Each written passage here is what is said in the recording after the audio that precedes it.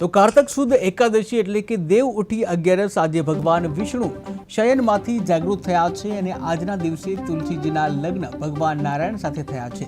ત્યારથી દર કારતક સુદ અગિયારસના દિવસે તુલસી વિવાહ મનોરથ ઉજવાય છે।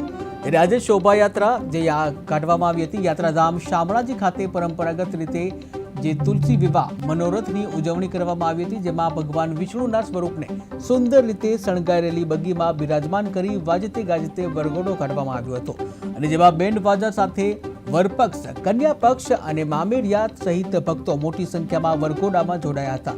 ત્યારે નાચતા કૂદતા મંદિરે પહોંચ્યા, જ્યાં આજે શામળાજી મંદિરને પણ સુંદર મજાનો શણગાર કરવામાં આવ્યો છે। રંગબેરંગી રોશની અને મંદિર પરિસરમાં ભગવાનના લગ્ન વિધિ માટે ખાસ ચોરી શણગારવામાં આવી હતી, જ્યાં ઠાકોરજીને વિધિસર પોખવામાં આવ્યા અને કન્યા પક્ષના શામળિયાને લગ્ન ચોરીમાં બિરાજમાન કરવામાં આવ્યા।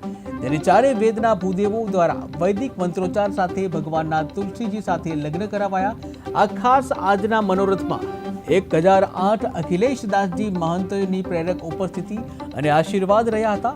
ત્યારે મંદિર ટ્રસ્ટ દ્વારા પણ આખા ઉત્સવ માટે સંપૂર્ણ તૈયારી કરવામાં આવી હતી, જ્યાં ભક્તોને દર્શન માટે તકલીફ ન પડે તે માટે અલાયદું આયોજન કરવામાં આવ્યું અને આમ ભારે શ્રદ્ધા અને ભક્તિભાવપૂર્વક યાત્રાધામ શામળાજીમાં તુલસી વિવાહ મનોરથ સંપન્ન થયો। जय श्री कृष्ण। आज प्रबोधिनी एकादशी कारतक शुद्ध 11 એટલે કે ભગવાનનો તુલસી વિવાહ શામળાજી વિષ્ણુ મંદિર ખાતે હાલ હમણાં તુલસી વિવાહનો કાર્યક્રમ ચાલુ થશે। તુલસી વિવાહ એટલે કે વૃંદા અને ભગવાન બાલકૃષ્ણના લગ્ન।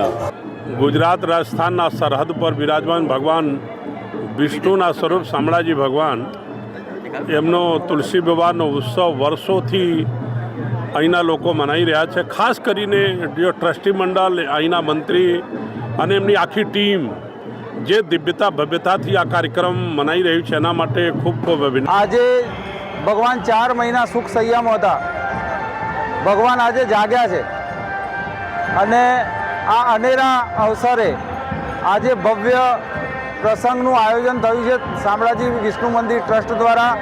ભગવાનના માતાજી સાથેના લગ્ન પ્રસંગે શામળાજી ટ્રસ્ટ વતી મને